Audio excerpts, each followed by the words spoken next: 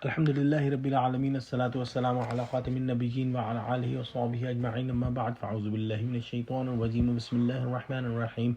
Qala Allah ta'ala fi Surah Al-E-Imran, dhalika min anba'il ghaybi nuhi ilayk وما كنت لديهم إذ يلقون أقلامهم أيهم يكفل مريم وما كنت لديهم إذ يختصمون. Translation: These are from the news of the unseen hidden things which we have revealed to you, O Muhammad sallallahu alaihi wasallam. You were not present with them when those priests were casting lots with their pens to decide as who from them should be the guardian of Maryam, nor you were with them when they disputed. The details of the life of Hazrat Maryam alayhi salam are continued, but Allah subhanahu wa ta'ala sent some new information in this ayah, and this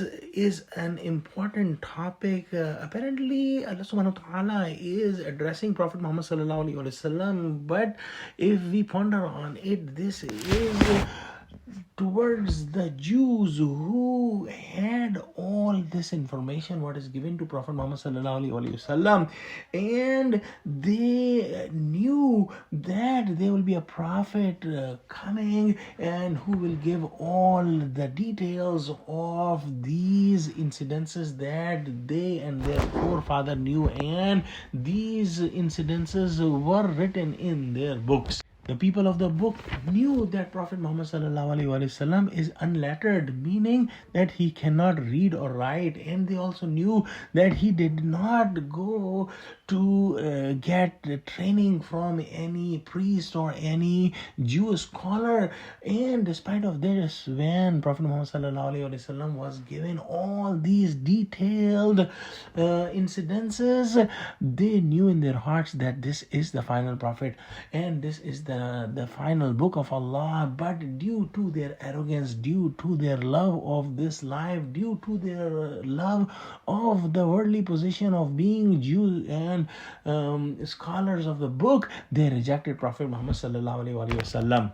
In their hearts, they knew that Prophet Muhammad sallallahu alaihi wasallam can only get all this detailed information from Allah in the form of revelation. Another point mentioned in this ayah is about the guardianship of Hazrat Maryam alayhi salam. When her mom brought her to the Baitul Maqdis, there were about 129 priests, and all of them wanted to be the guardian of Maryam alayhi salam because that was a big honor everyone. And also Hazrat Zakaria alayhi salam wanted to be her guardian. There was another important thing about Hazrat Zakaria alayhi salam, that he was the uncle of Maryam alayhi salam, as Maryam alayhi salam's mom was the sister of the wife of Hazrat Zakaria alayhi salam. All the priests decided that they will make a draw, and in the draw the name of Hazrat Zakaria alayhi salam came out, and he was finalized as the guardian of Maryam alayhi salam. And Prophet Muhammad sallallahu alaihi wasallam is telling all these details, and this is a strong argument that Prophet Muhammad sallallahu alaihi wasallam was the final prophet. Otherwise, it was impossible for anyone who is unlettered and has not read any books and has not been to any scholars for formal training. Telling all these incidences is the strong argument of the prophethood of Allah.